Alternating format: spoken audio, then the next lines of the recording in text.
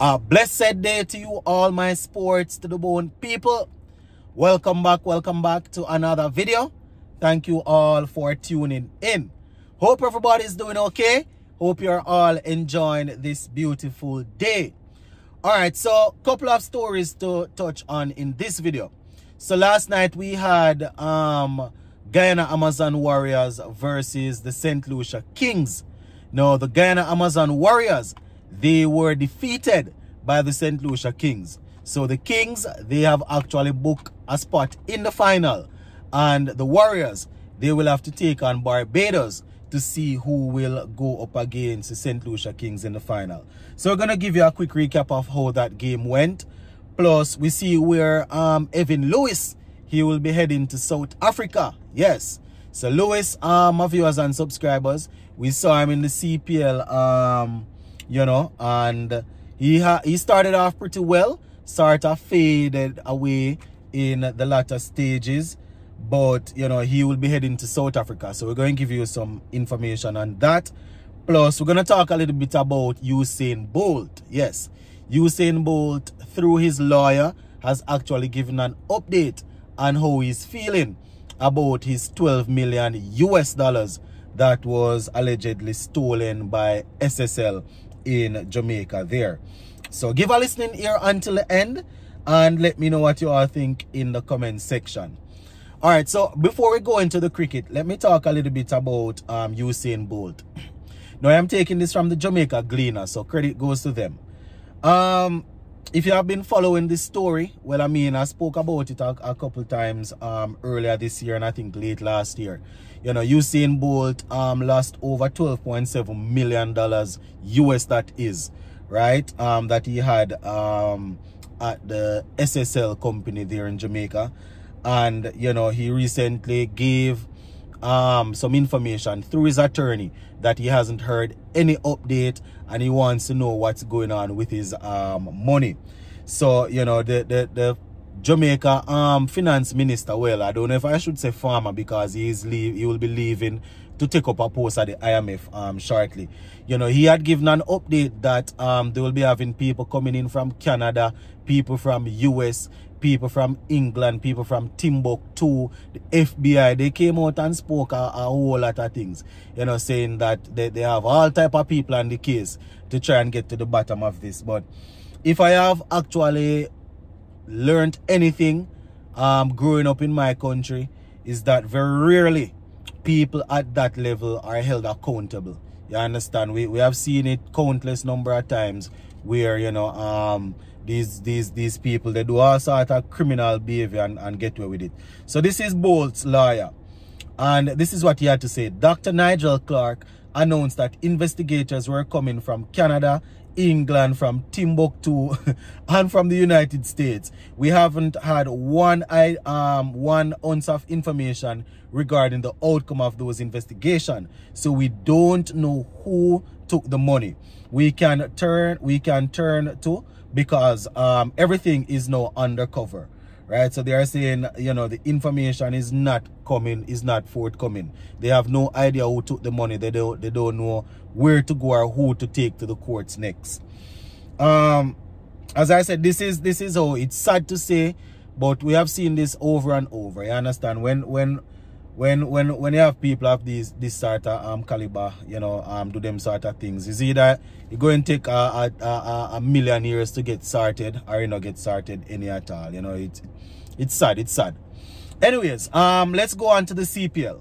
So last night we had a rain affected game, and the St. Lucia Kings, they were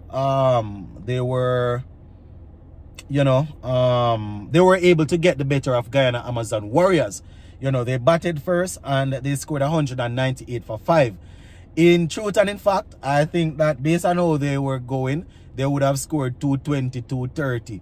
You understand? But luckily for Guyana Amazon Warriors, well, I don't know if I should say luckily because they ended up losing the game anyways.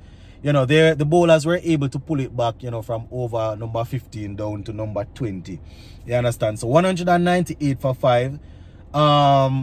The Guyana Amazon Warriors, they were given a target of 122 to chase. you know, because of rain, they weren't able to get to that. They got 106 for 4. You understand? They were losing wickets rapidly even before the rain came, my people. So 198 for 5. Let me just go through this Kings scorecard. Right? They had Faf du Plessis and Johnson Charles doing extremely well. Johnson Charles coming up trumps for his team once again. He scored 79 from 45 deliveries, 8 fours and 5 sixes. Strike rate of 175. Du Plessis got 57 from 36, 5 fours and 3 sixes. Strike rate of 158. Now, Raston Chase made 18. Tim Seifert made 18 also. David Visa was left not out on 13. And Jeremiah was left not out on 1. Matthew Ford didn't trouble the score at all. Now, bowling for the Guyana Amazon Warriors. Moti bowled 4 overs for 40 runs. Pretorius bowled 4 overs, 51 runs, picked up 2 wickets. We saw Romario Shepherd's 2 overs going for 19 runs. Imran Tyer's 4 overs went for 29 runs. Shamar Joseph's 2 overs went for 28 runs, picked up 1 wicket. Moeen Ali continuing his very, very economical way of operating. 4 overs, 24 runs and 2 wickets. So that's how that section there went.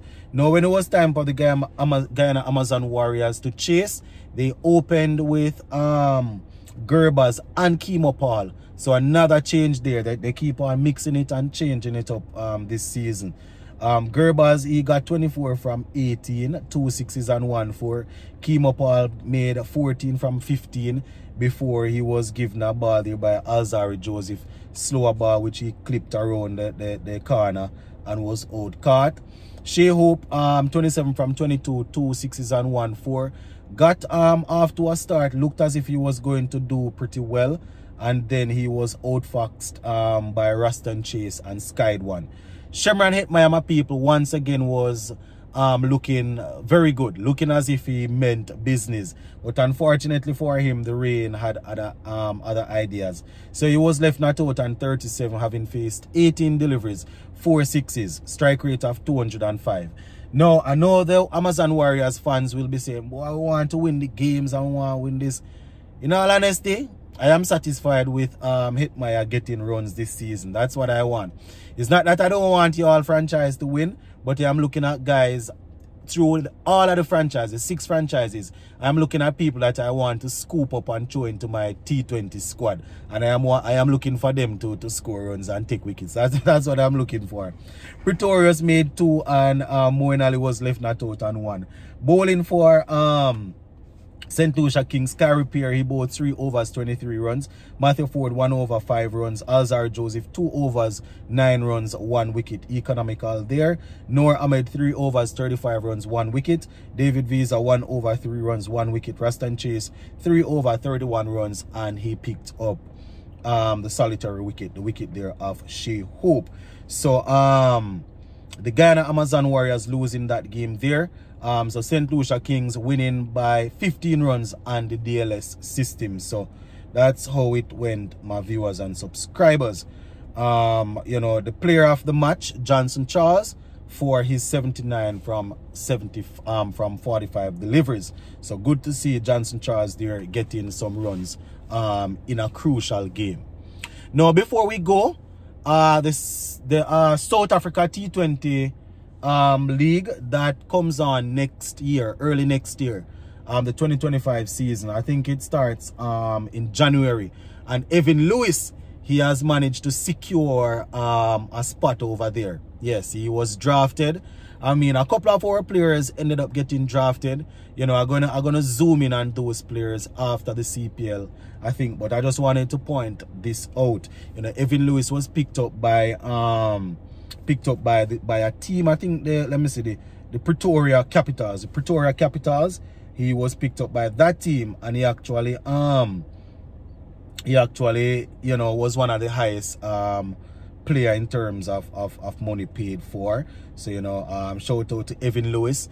You know, he started off the CPL pretty well, got a century, and we were definitely looking forward to him having a very, very good CPL.